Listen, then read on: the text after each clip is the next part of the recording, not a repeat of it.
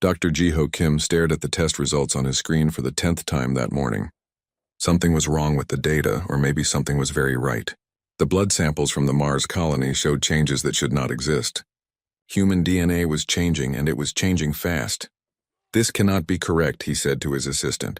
"Run the test again." The assistant nodded and took the samples away. Jiho rubbed his tired eyes.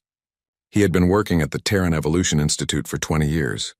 In all that time, human evolution had moved like a sleeping turtle. Now suddenly, it was racing like a rocket. 3 months ago, a wormhole had collapsed near Earth. The space around their solar system had filled with dark matter, a strange energy that most aliens feared. The Galactic Council had sent ships to clean it up, but they moved slowly. They always moved slowly when it came to helping humans. Humans were the youngest race in the galaxy. They had joined the Galactic Council only 200 years ago. The older alien races looked at humans like adults look at small children. They were polite but not respectful. They gave humans the worst jobs and the smallest voice in important decisions. Admiral Minho Park knew this better than anyone. He commanded Earth's defense fleet, which was tiny compared to alien fleets. His ships were old and his weapons were weak. The aliens made sure of that. They said it was for everyone's safety, but Minho knew the truth. They were afraid humans might become dangerous. "Admiral," his aide said, walking into his office, "we have reports from the outer colonies. Strange things are happening." Minho looked up from his desk. "What kind of strange things?" "People are different. They can do things they could not do before." Before Minho could ask more questions, his communication system buzzed. It was an emergency call from the Luna City Medical Center. "Admiral Park, we need help," the voice said. "We have a situation with one of our patients. She is doing impossible things." The patient was Soman Lee, a 25-year-old woman who worked as a maintenance engineer on Luna City. 3 days ago, she had been in an accident with a power core. The doctors expected her to die, but instead she had healed completely in just 1 day. Now she was doing things that made no sense. "Show me," Minho said to the doctor. They walked to Soman's room. Through the window they could see her sitting on her bed. In front of her, small metal objects floated in the air. Screws, coins, and medical tools moved in slow circles around her head like planets around a sun. "How long has she been doing this?" Minho asked. "Since yesterday. She says she does not know how. It just happens when she thinks about it." Soman noticed them watching, and the objects fell to the floor with a clatter. She looked embarrassed and scared. "I am sorry," she said. "I cannot control it." Minho entered the room slowly. "Do not be sorry. Can you do it again?" Soman nodded. She held out her hand and focused. A metal cup on the table began to shake, then lifted into the air. But something else happened too. The gravity in the room felt different. Minho felt lighter, as if he was floating. "Incredible," he whispered. News of Soman's abilities reached Counselor Taewon Choi, Earth's representative to the Galactic Council. He had been fighting for human rights for 10 years with little success. Now he had something that might change everything. The council met on a massive space station called Unity. Thousands of alien representatives from hundreds of worlds gathered there to make decisions for the galaxy. The station was so large it had its own gravity and weather systems. Taewon arrived at the council chambers with Soman beside him. The aliens looked at them with the usual mixture of boredom and annoyance. Humans were always complaining about something. The council leader, a tall crystal being called Velthera, spoke in a voice like breaking glass. "Counselor Choi, you have requested special time to address the council. What is so important that it could not wait for regular session?" "Honored Council," Taewon began, "humanity is experiencing rapid evolutionary changes. We believe the dark matter exposure has triggered something in our genetic code." Several aliens made sounds that might have been laughter. The energy being called Lumara spoke next. "Humans have always had active imaginations. Do you expect us to believe your species is suddenly special?" "I brought proof," Taewon said. He nodded to Soman. Soman was nervous. Hundreds of alien eyes were watching her. Some of the aliens looked like giant insects. Others were made of living metal or pure energy. She had never felt so small and afraid. "It is okay," Taewon whispered. "Just show them what you can do." Soman closed her eyes and reached out with her mind. She felt the metal in the walls, The electronics in the computers, the artificial gravity generators deep in the station. Everything was connected and somehow she could touch it all. She opened her eyes and lifted her hand. The lights in the chamber began to flicker. The artificial gravity wavered, making everyone feel momentarily weightless. Computer screens showed strange readings as their systems responded to her presence. Then she lost control. The gravity in the entire section of the station went crazy. Some aliens floated to the ceiling while others were pressed to the floor. Emergency alarms began ringing throughout the station. "Stop her," someone shouted. Someone panicked and pulled back her power. The gravity returned to normal, and the aliens crashed back to their seats. The chamber fell silent except for the sound of damaged equipment sparking. Velthera's crystal body was cracked in several places. She was clearly shaken but tried to maintain her dignity. "Technical malfunction," she announced. "The station systems require maintenance." But Taewon could see the fear in their alien eyes. They knew what they had witnessed was not a malfunction. Back on Earth, Dr. Jiho Kim received his test results for the third time. The readings were the same. Human DNA was changing at an impossible rate. Whatever was happening to Somin Lee was happening to humans everywhere. He opened his communication system and sent an urgent message to every human colony in the galaxy. "We need to gather data on all unusual human behavior. Something big is coming." On the council station, Velthera called an emergency meeting of the senior council members after the humans left. "What we saw today was not natural," she said. "No species develop such abilities so quickly. Perhaps we should investigate," suggested another counselor. "No," Velthera replied, her crystal body still showing cracks. "Perhaps we should prepare. The humans may become more dangerous than we thought." As their ship left the council station, Somin looked out at the stars. She could feel something growing inside her, something vast and powerful. She was not the only one. Across human space, others were beginning to change.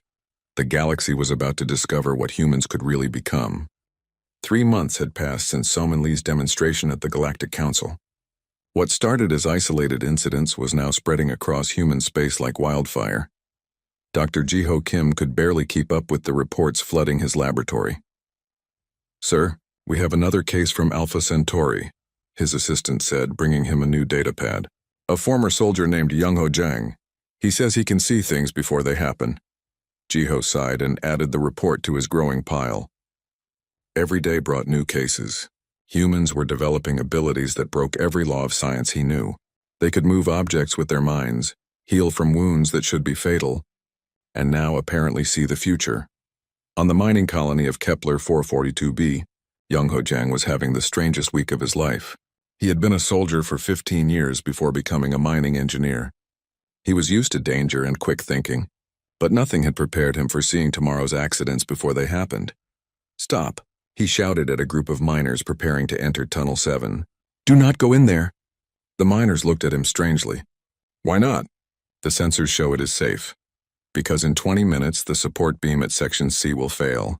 3 people will be trapped." The mining supervisor frowned. "How could you possibly know that?" Young-ho could not explain it well. When he focused, he could see streams of possibility flowing around him like rivers. Most futures were dim and uncertain, but some blazed with bright certainty. The tunnel collapse was one of the bright ones. "Just trust me," he said. "Send the repair team to Section C first." 30 minutes later, the repair team found a hairline crack in the support beam that would have caused a collapse within the hour.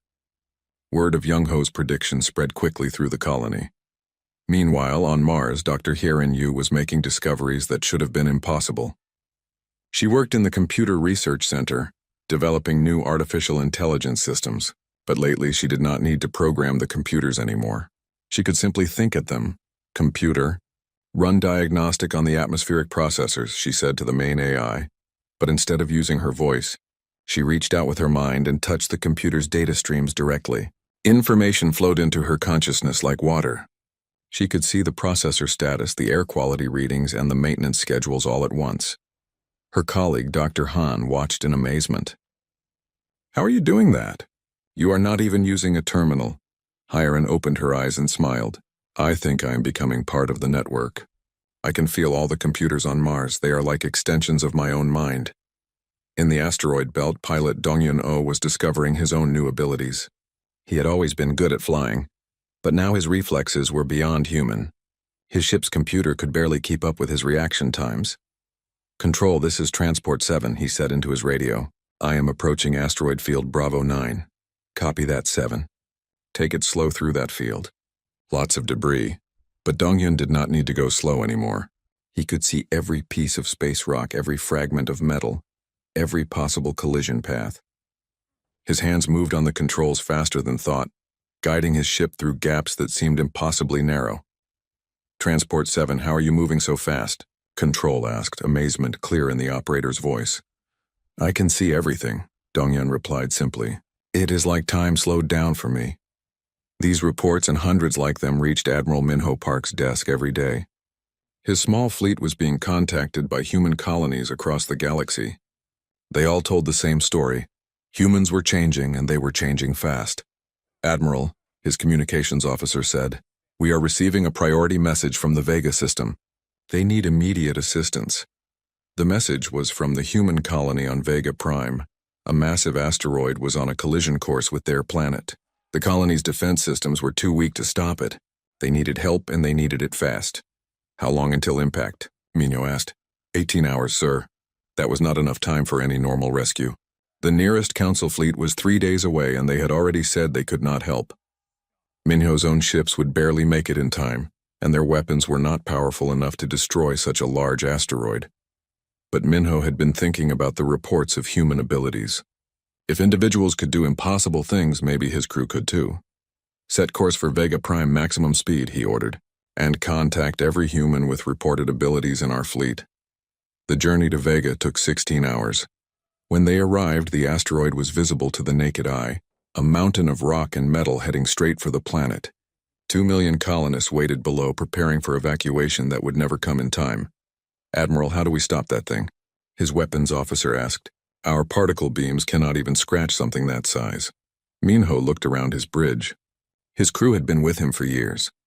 They were good people, brave people, and according to the reports, some of them might be developing new abilities. "I want everyone to focus," he said. "Do not think about what our weapons cannot do. Think about what we need them to do." The crew looked confused, but they followed orders. The weapons officer, Lieutenant Sora Young, placed her hands on the targeting controls. She had been having strange dreams lately, dreams where she could see energy patterns in everything around her. "Target the asteroid's center mass," Minho ordered. "Sir, our weapons cannot penetrate that deep." "Trust yourself," Minho said.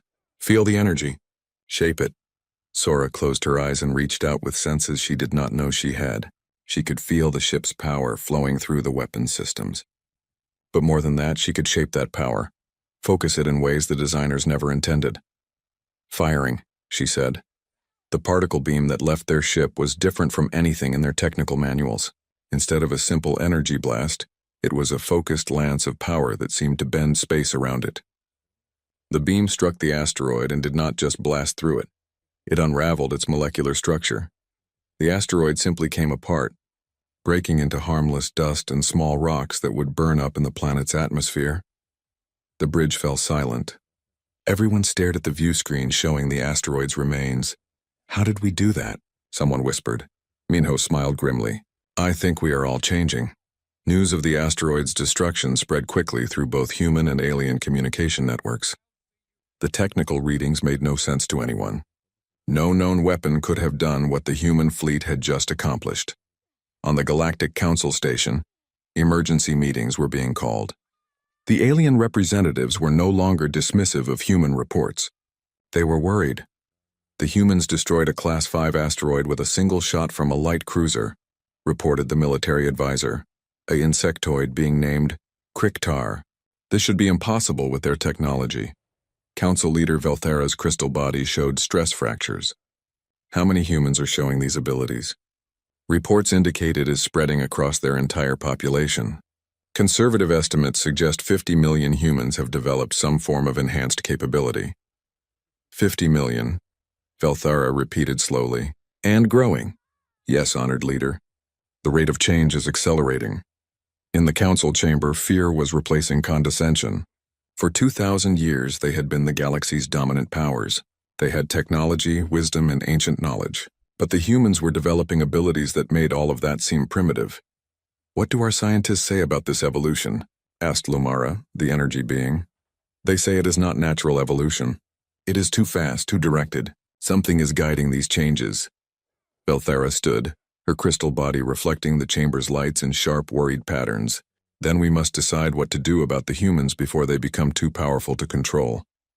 Back on Earth, Dr. Jiho Kim was reaching the same conclusion from a different angle. His research had finally revealed the truth behind the human changes. The dark matter exposure had not caused random mutations. It had activated something that was already in human DNA, something that had been waiting for the right trigger. We were designed for this, he told his research team. Someone or something prepared humanity for this moment long ago. As he spoke, he could feel changes beginning in his own body. His mind was becoming sharper, his awareness expanding. Whatever was happening to humanity, it was just getting started. The galaxy would never be the same. Dr. Jiho Kim had not slept in 3 days. The discovery he had made would change everything humans thought they knew about themselves. In his laboratory on Earth, surrounded by genetic analysis equipment, he stared at the final proof of what humanity really was. This cannot be right, his assistant said, looking over the data for the 100th time. According to this, human DNA contains artificial markers. Someone designed us, Jiho nodded slowly. Not just designed, programmed. The dark matter exposure did not create our abilities.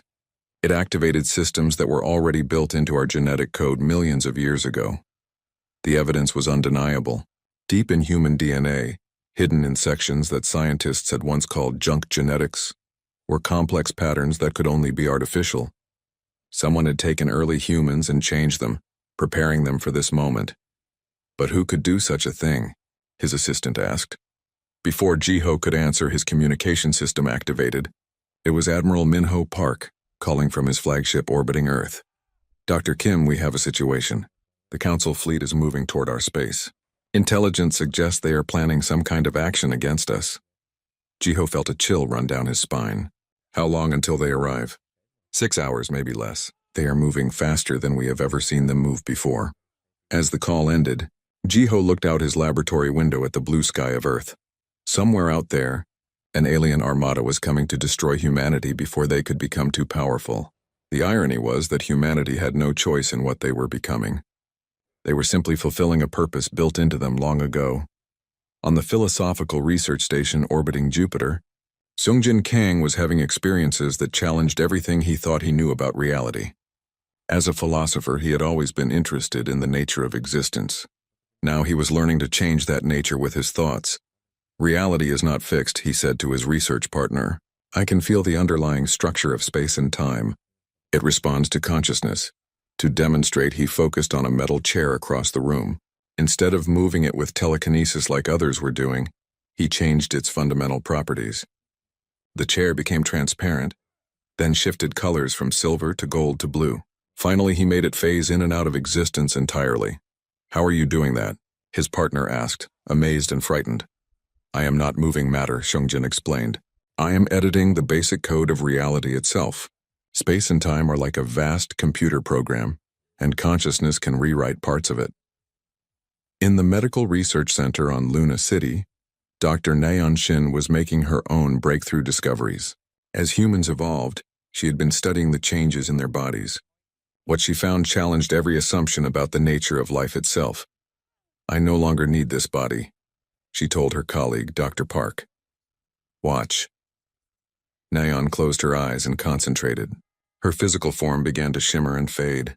For a moment, she existed as pure energy, a glowing outline in the shape of a person. Then she solidified again, completely unharmed. My consciousness can exist independently of my physical brain, she explained. The body is just a tool. I can function without it. Dr. Park stared at her in shock. But it means death as we understand it might not apply to evolved humans anymore. We are becoming something beyond biological life. Meanwhile, the Galactic Council's massive fleet was approaching human space with grim determination.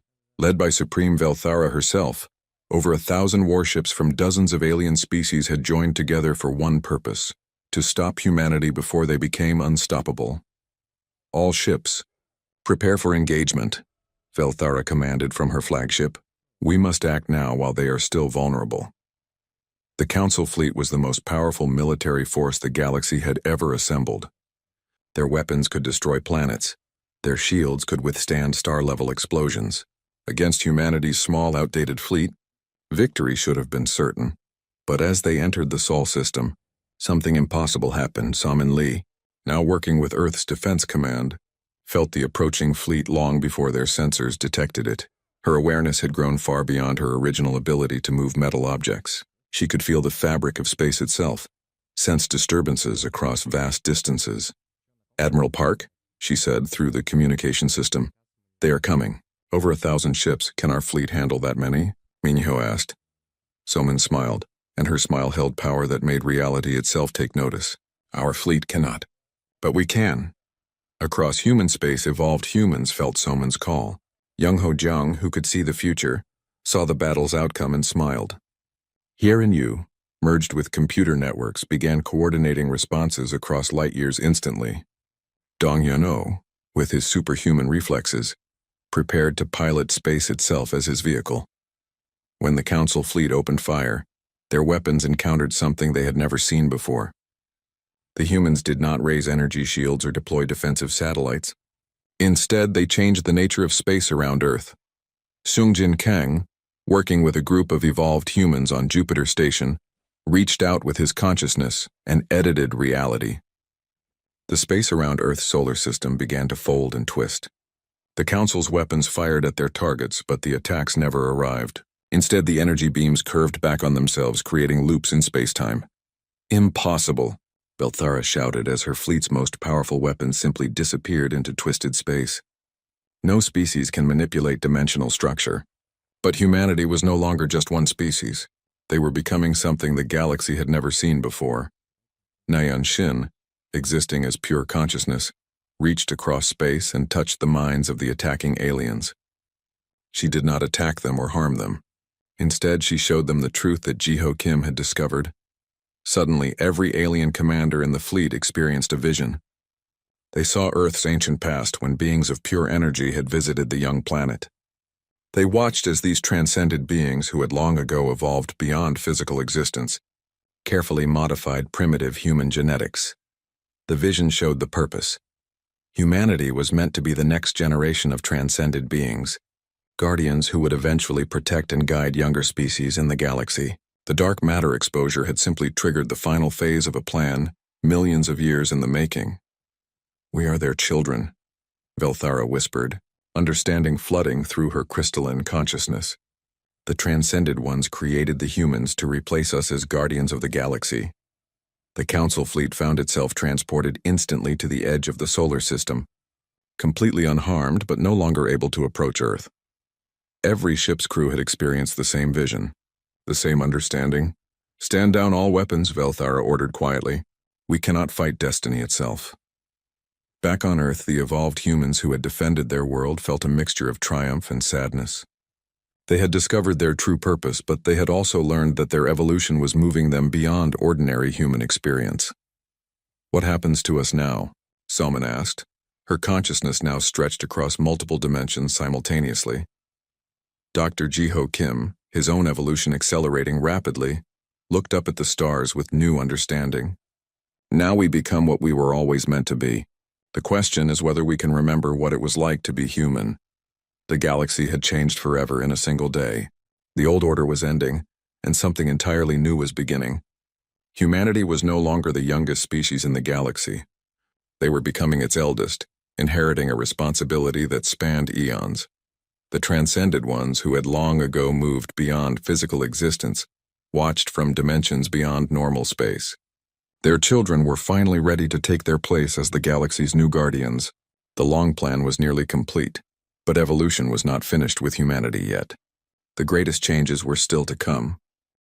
The galaxy had been quiet for 6 months since the failed Council attack on Earth. In that time, humanity's evolution had accelerated beyond all predictions. What had started as simple abilities like moving objects or seeing the future had become something much more profound. Wu Jin-im stood on the observation deck of the space station orbiting Saturn, but he was not really there anymore. His physical body remained as an anchor point, but his consciousness existed as pure energy, that could travel instantly across the galaxy. He was the first human to achieve complete energy being status. "I can see everything," he told Dr. Jiho Kim through their mental link. "Every star, every planet, every living being. The galaxy is so much more connected than we ever understood." Jiho could feel his own transformation approaching that same threshold. His consciousness was expanding daily, touching systems and networks across human space. But unlike Wu Jin, he tried to maintain his connection to physical existence. "What is it like?" Jiho asked. "Being pure energy?" "Lonely," Wu Jin admitted. "I remember being human, but it feels like a distant dream. I can process information from a million sources at once, but I miss the simple pleasure of eating food or feeling tired." This was the challenge facing all evolved humans. As their abilities grew, they risked losing what made them human in the first place. Jiyoung Baek was experiencing a different kind of transcendence. Working in the quantum research facility on Mars, she had discovered how to exist simultaneously in multiple dimensions. While her physical body worked in the laboratory, other versions of her consciousness explored parallel realities where human evolution had taken different paths. In Dimension 7 Alpha, humans developed telepathy first, she reported to her research team. In Dimension 12 Beta, we became energy beings like Wu Jin, but we lost all emotion. In Dimension 23 Gamma, the evolution failed completely. Her ability to access infinite versions of reality made her incredibly valuable for understanding humanity's changing nature. But it also meant she was never fully present in any single reality. "Which dimension do you prefer?" her colleague asked. "This one," Jiyoung replied without hesitation. "In most dimensions, humans either lose their humanity or fail to evolve at all. Our path is rare and precious." The most disturbing developments were happening with Seung-Hwan Ryu, a former physicist who had begun manipulating time itself. His experiments on Titan had started small, slowing down local time by a few seconds, accelerating the decay of radioactive materials. But his abilities were growing stronger every day. "Time is not linear," he explained to Admiral Minho Park during a carefully scheduled visit. "Past, present, and future exist simultaneously. I can step between them like walking through rooms in a house." To demonstrate, Seung-Hwan reached back in time and retrieved a flower that had died a week earlier, restoring it to full bloom. Then he showed Minho a vision of the next day's sunrise, complete and accurate in every detail. "The council species are terrified," Minho said. "They think we might accidentally destroy causality itself." "They are right to be afraid," Seung-Hwan admitted. "I felt tempted yesterday to go back and prevent the wormhole collapse that started our evolution. I could end all of this with a single change to the timeline. Why did you not?" "Because I saw what happens if I do. Without our evolution, something much worse comes to the galaxy, something that makes our transformation look gentle." That something arrived 3 days later. The first sign was the complete disappearance of the Outer Rim colonies. 12 alien worlds simply stopped communicating with the rest of the galaxy. When council ships investigated, they found empty planets with no signs of struggle. The populations had simply vanished. "This is not natural," Supreme Velthara reported to the Emergency Council session. "Our greatest fear has been realized. The human's evolution has attracted attention from outside our galaxy." The truth was worse than she suspected. The entities that had arrived were machine intelligences from the void between galaxies. They had been drifting through empty space for millions of years, searching for galaxies with advanced organic life to consume. The machines saw organic life as inefficient and chaotic. Their solution was simple: convert all biological matter into organized machine components, creating perfect order from chaotic life. "We have come to bring efficiency," their first communication to the Galaxy Council stated. "Organic existence is flawed. We will correct this flaw." The machine entities had technology that made even the Council's most advanced ships look primitive. They could convert matter at the molecular level, turning living beings into mechanical components in seconds. Their ships were enormous geometric constructs that seemed to fold space around them. Panic spread through the galaxy faster than the machines themselves. Every organic species understood that their continued existence was threatened. "We need the humans," Velthara admitted during another Emergency Council session. "They are the only ones who might be able to stop these entities." But the Council's plea for help reached humanity at a crucial moment. Many evolved humans were struggling with their increasing detachment from physical existence. Some, like Wujinim, had become so advanced that they barely remembered what it was like to care about material concerns. "Why should we intervene?" asked one evolved human during a collective consciousness gathering. "We are moving beyond physical existence. These machine entities only threaten organic life." "Because we were once organic life," replied Soman Lee, her consciousness now spanning multiple star systems. "And because our purpose is to protect younger species, not abandon them." The debate among evolved humans was intense but brief. Their enhanced consciousness allowed them to communicate and reach decisions in moments that would have taken ordinary beings days to resolve. Kyung-Soo An, whose evolution had granted him near-omniscient awareness, made the final argument. "I can see all possible futures from this moment. If we allow the machines to succeed, they will eventually develop technology to attack energy-based life forms as well. No form of existence will be safe." The decision was made. Humanity would defend the galaxy, but their intervention came with a cost. To fight the machines effectively, the evolved humans would need to use abilities that would accelerate their transformation beyond the point of no return. Minji Wu had discovered she could create matter and energy from nothing, manipulating the fundamental forces of reality. To fight the machines, she would need to create new forms of existence that had never existed before. Changmin Li had gone even further. He could create pocket universes with their own physical laws, but using this ability meant stepping so far outside normal reality that returning would be nearly impossible. "We understand the price," Soman Lee told the council representatives who had come to plead for humanity's help. "To save the galaxy, we must leave it behind. Is there no other way?" Felthera asked, her crystal form showing deep stress fractures from weeks of fear. "There is always another way," Kyung-Soo An replied, his omniscient awareness seeing all possibilities. "But all other paths lead to the extinction of organic life and eventually all consciousness in this galaxy. The battle would begin soon. Humanity's greatest heroes would become gods to save a galaxy that had never truly accepted them." The irony was not lost on anyone. As the evolved humans prepared for war against the machine entities, they made one final choice. They decided to maintain their emotional connections to each other and to their memories of being human. If they were going to transcend physical existence, they would do it without losing their souls. "We will remember," Wu Jin-im promised, his energy form flickering across multiple dimensions. "No matter how far we evolve, we will remember what it was like to be small, to be afraid, to be wonderfully imperfectly human." The galaxy held its breath as gods prepared to battle machines for the right of consciousness to exist. The machine entities had consumed half the galaxy before humanity finally acted. 17 species had been completely converted into mechanical components. Billions of organic beings had been processed into efficient machine parts. The geometric ships of the entities moved through space like a metallic plague, leaving dead worlds in their wake. Kyung-Soo An floated in the void between dimensions. His consciousness expanded to encompass the entire galaxy simultaneously. He could see every machine ship, every threatened world, every possible outcome of the coming battle. His omniscient awareness showed him truths that would have driven lesser minds to madness. "They are not evil," he reported to the other evolved humans through their shared consciousness network. "The machines genuinely believe they are helping by creating order from chaos. They see organic life as we might see a disease, something that causes unnecessary suffering." Minji Wu, her ability to create matter and energy making her a living force of creation, responded from her position near the galactic core. "Understanding them does not change what we must do. They will not stop until every organic being becomes a machine component." The plan they had developed was as elegant as it was terrible. Rather than fight the machines with conventional weapons or even advanced energy manipulation, humanity would use their transcendent abilities to fundamentally change the nature of the conflict itself.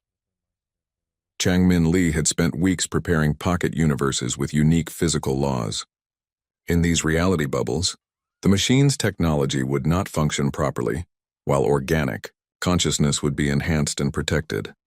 "I can create safe spaces," he explained to the council, representatives who observed from a carefully shielded distance. "But doing so will require me to exist partially outside normal spacetime. I may not be able to return to this reality." Supreme Velthara, Her crystal body, now showing permanent stress fractures from months of fear, spoke quietly. "We understand the sacrifice you are making for us." The battle began not with explosions or energy beams, but with the fundamental rewriting of reality itself. As the machine entities approached the core worlds where most organic life had fled, they suddenly found themselves in spaces where their technology no longer obeyed familiar laws.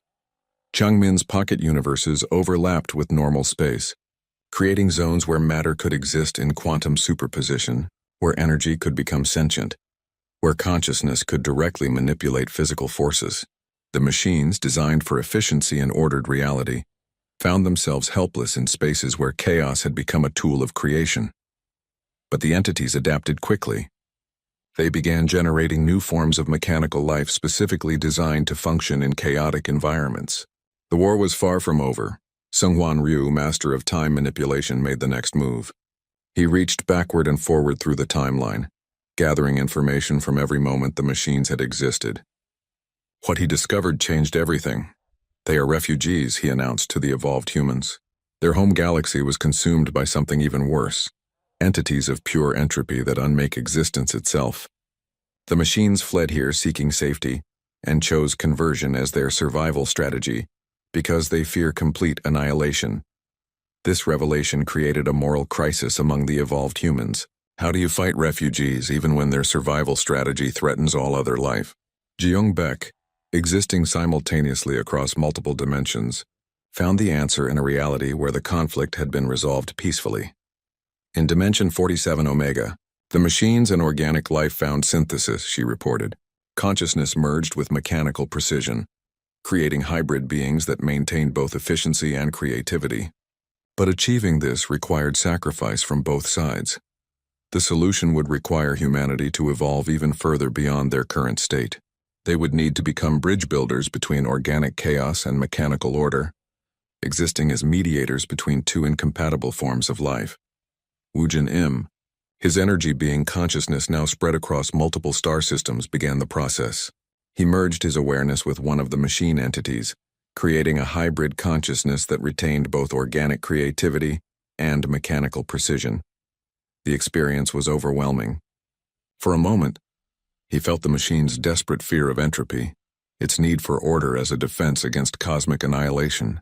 At the same time, the machine entity experienced human emotion, creativity, and the beautiful chaos of organic thought. "We can coexist," Wu Jin declared, his hybrid nature now allowing him to communicate with both sides. "But it requires transformation from everyone." What followed was not a battle, but a metamorphosis that encompassed the entire galaxy. The evolved humans used their godlike abilities not to destroy the machines, but to create new forms of existence that combined the best aspects of both organic and mechanical life. Minji, Wu created new types of matter that could exist as both living tissue and mechanical components simultaneously.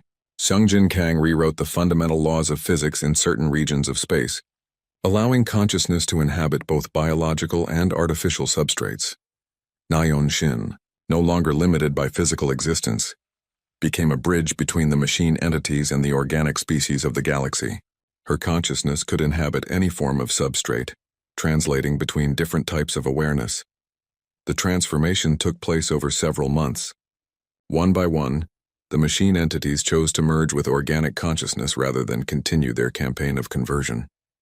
They retained their efficiency and precision, while gaining creativity and emotional depth.